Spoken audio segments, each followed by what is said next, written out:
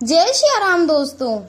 क्या आपने कभी ये सोचा है कि इतना महान योद्धा जिसने आजीवन ब्रह्मचर्य का व्रत किया, जिसने अपने पिता की खुशी के लिए अपना राज्य और जीवन त्याग दिया, वो भीष्म पितामह आखिर क्यों तीरों की सैया पर पड़े रहे?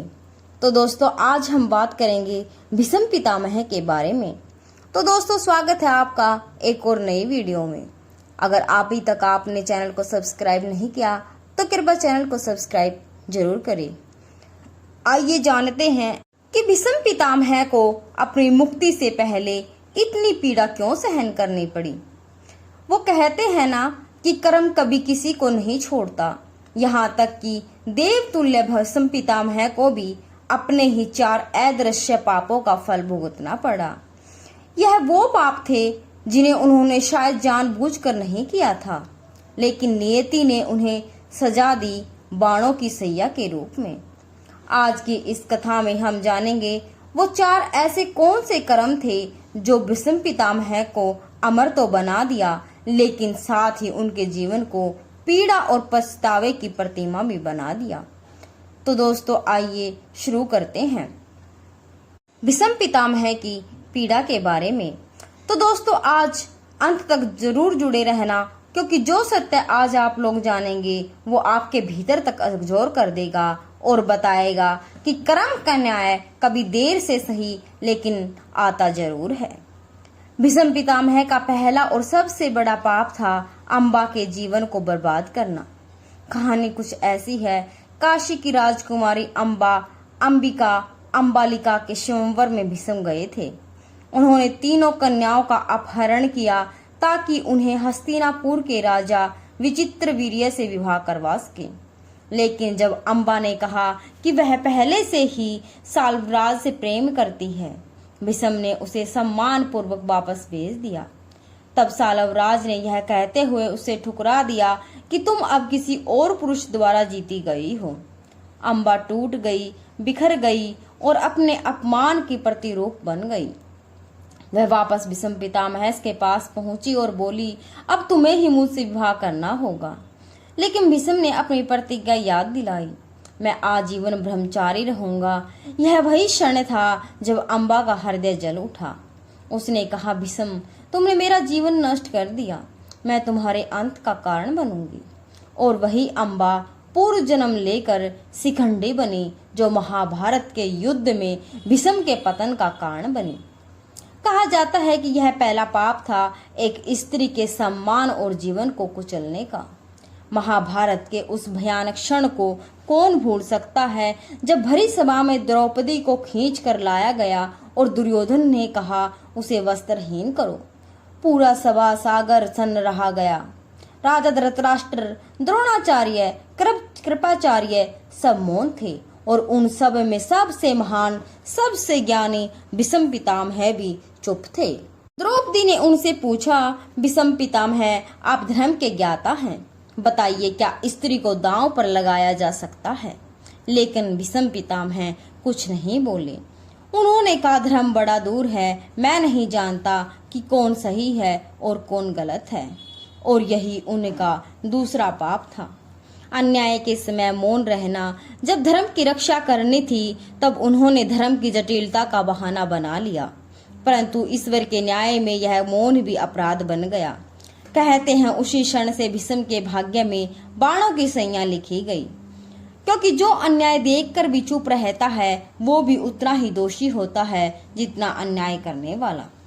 भीष्म का तीसरा पाप उनके सबसे बड़े गुण से ही उपजा, उनकी प्रतिज्ञा। उन्होंने आजीवन ब्रह्मचारी और हस्तिनापुर के सिंहासन की रक्षा करने की शपथ ली थी, पर यह शपथ ही कई बार उन्हें धर्म से भटका ले गई। जब दुर्योधन जैसा अधर्मी कौरव राजगद्दी पर बैठा, भीष्म जानते थे कि वह अन्याय का मार्ग चुन रहा है, लेकिन उन्होंने अपनी प्रतिज्ञा निभाने के लिए उसी अधर्मी की रक्षा की। वह कौरवों की सेना के सेनापति बने, यह जानते हुए भी कि धर्म पांडवों के साथ है। कृष्ण ने भी युद्ध के दौरान उनसे कहा था, पितामह आप जानते हैं धर्म किसके पक्ष में है, फिर भी आप अधर्म की रक्षा कर रहे हैं। भीष्म ने उत्तर दिया, मेरा वचन ही मेरा धर्म है और मैं उससे पीछे नहीं हट सकता। पर यही उसका तीसरा पाप बन गया। जब वचन धर्म से बड़ा बन जाए तब सत्य दब जाता है। उनकी प्रतिज्ञा उन्हें अधर्म के पक्ष में खड़ा कर दिया और यही पाप उन्हें तीरों की सैया तक ले गया। भीष्म का चौथा और अंतिम पाप सबसे गहरा था। स्त्रियों के अधिकार और सम्मान की उपेक्षा उन्होंने अपने जीवन में ना तो विवाह किया और ना ही किसी स्त्री को अपने निर्णय में स्थान दिया। लेकिन समस्या यह नहीं थी कि उन्होंने विवाह नहीं किया, बल्कि यह थी कि उन्होंने अपनी प्रतिज्ञा निभाने के लिए कई स्त्रियों के जीवन को दुख में झोंक दिया। काशी की राजकुमारियां अंबिका और अंबालिका उनकी नीर के बलि बनी। अंबिका और अंबालिका को उन्होंने विवश किया कि वे अपने पिता समान विचित्रवीर्य से विवाह करें, और जब विचित्रवीर्य की मृत्यु हुई तो उन्होंने आज्ञा दी, वंश बचाने के लिए नियम तोड़ो, यानी योग प्रथा का आरंभ किया, जहां एक स्त्री को उसकी इच्छा के विरुद्ध किसी और से संतान उत्पन्न करनी पड़े। धर्मराज भीष्म यह जानते हुए भी मौन रहे कि यह सब स्त्रियों के आत्मसम्मान के विपरीत है, और यही चौथा पाप था, स्त्रियों के जीवन को अपने वचनों की बलि बना देना। कहते हैं उसी दिन से देवताओं ने तय कर लिया था भीष्म को उनकी कठोरता का फल कठोरतम रूप में ही मिलेगा, और वही फल था तीरों की सैया। कुरुक्षेत्र का युद्ध चरम पर था। भीष्म पितामह रणभूमि में अकेले ही पांडवों की सेना पर भारी पड़ रहे थे। कोई उनका सामना नहीं कर पा रहा था, ना अर्जुन ना कोई और अन्य योद्धा। तब भी श्री कृष्ण ने अर्जुन से कहा, तुम भीष्म का वध तभी करना होगा जब शिखंडी आगे होगा, क्योंकि शिखंडी वही अम्बा है जिसके जीवन को भीष्म ने नष्ट किया था। और वही हुआ। जब शिखंडी रथ के आगे आया, भीष्म ने अपने धनुष नीचे रख दिए। उन्होंने कहा, मैं किसी स्त्री पर अस्त्र नहीं चलाऊंगा। अर्जुन ने मौका पाया और तीरों की वर्षा कर दी। सैकड़ों बाण उनके शरीर में धंस गए। वे गिरे नहीं, क्योंकि तीर ही उनका बिस्तर बन गए। यही था बाणों की शैया, जहां से उन्होंने महीनों तक सूर्य के उत्तरायण होने की प्रतीक्षा की। पर क्या यह सिर्फ युद्ध का परिणाम था? नहीं, यह उनके 4 अदृश्य पापों का फल था, जो अब उनके शरीर के हर तीर की पीड़ा में बदल चुका था। कर्मों का न्याय यहीं पूरा हुआ। जो दूसरों की पीड़ा को अनदेखा करता है, उसके अपने जीवन का अंत भी पीड़ा से ही होता है।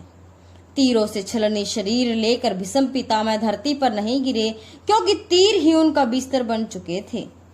वो आकाश की तरफ देखते रहे, मौन, शांत, लेकिन भीतर से टूटी आत्मा के साथ। उनके लिए यह शैया सजा नहीं, एक दर्पण थी, जिसमें उन्हें अपने हर कर्म का प्रतिबिंब दिख रहा था। कुरुक्षेत्र की धूल में लेटे भीष्म ने तब कहा, मैंने धर्म को जानकर भी अधर्म को सहा, स्त्री को पीड़ा को समझकर भी मौन रहा, राजधर्म निभाते निभाते मानवता भूल गया। आज ये तीर मेरे शरीर में नहीं, मेरे कर्मों में धंसे हैं। उनकी आंखों से आंसू नहीं, पछतावे की ज्वाला बह रही थी। श्री कृष्ण ने उन्हें धैर्य दिया और कहा, पितामह, ये पीड़ा तुम्हारे शुद्धिकरण का मार्ग है। कर्म का हिसाब हर आत्मा को देना ही पड़ता है, चाहे वह देव हो या मानव। भीष्म ने सिर झुकाया और कहा, कृष्ण, अब मैं समझा, धर्म केवल शपथ नहीं, बल्कि सही समय पर सही पक्ष में खड़ा होना ही सच्चा धर्म है। तीरों की शैया पर पड़े भीष्म पितामह के पास मृत्यु भी आने से डर रही थी। श्री कृष्ण ने उन्हें वरदान दिया था, इच्छा मृत्यु, यानी वे जब चाहे तब प्राण त्याग सकते थे। पर भीष्म पितामह थे, अभी समय नहीं आया। वे सूर्य के उत्तरायण होने की प्रतीक्षा कर रहे थे, क्योंकि शास्त्रों में कहा गया है, उत्तरायण काल में देह त्यागने वाला आत्मा सीधे मोक्ष को प्राप्त करता है। दिन बीतते गए, युद्ध समाप्त हो गया, पांडव विजय हुए, परम भीष्म अभी भी तीरों पर टिके रहे। कृष्ण प्रतिदिन उनके पास आते धर्म, नीति और जीवन के रहस्यों पर चर्चा करते। भीष्म उन्हें दिनों युधिष्ठिर को राजधर्म, नीति धर्म और स्त्री धर्म का उपदेश देते, जो आगे चलकर भीष्म पर्व के रूप में प्रसिद्ध हुआ। जब सूर्य उत्तरायण हुआ, भीष्म ने शांत मन से आकाश की ओर देखा। अब समय आ गया है, अब मेरा कर्तव्य पूरा हुआ। उन्होंने श्री कृष्ण का स्मरण किया और कहा, हे माधव, अब मुझे अपने चरणों में स्थान दो। क्षण भर में उनका चेहरा तेज से चमक उठा, मानो आत्मा स्वयं प्रकाश बनकर ब्रह्मा में विलीन हो गई हो। यही था एक योद्धा का अंत नहीं, बल्कि एक आत्मा की मुक्ति। भीष्म पितामह की कहानी सिर्फ एक योद्धा की नहीं, बल्कि एक ऐसे व्यक्ति है जिसने धर्म को जाना पर हर बार उसके सामने मौन रहे। उन्होंने अपने वचनों को निभाया, पर कई बार उन वचनों ने मानवता को कुचल दिया।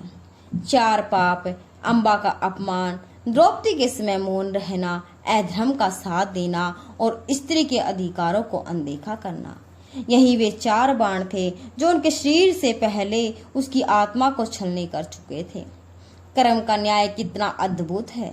वही भीष्म जो किसी से हार नहीं सकते थे, अंत में अपने ही कर्मों के आगे हार गए। उनकी बाणों की संज्ञा हमें याद दिलाती है कि पाप केवल वह नहीं जो हम करते हैं, बल्कि वह भी है जो हम देख कर चुप रहते हैं। तो दोस्तों, अगर आपको यह भीष्म पितामह की कथा अच्छी लगे तो वीडियो को शेयर लाइक जरूर करें और कमेंट में अपनी राय जरूर बताएं। और अभी तक भी आपने अपने मेरे चैनल को सब्सक्राइब नहीं किया तो चैनल को सब्सक्राइब जरूर करें। जय श्री राम, जय श्री कृष्ण।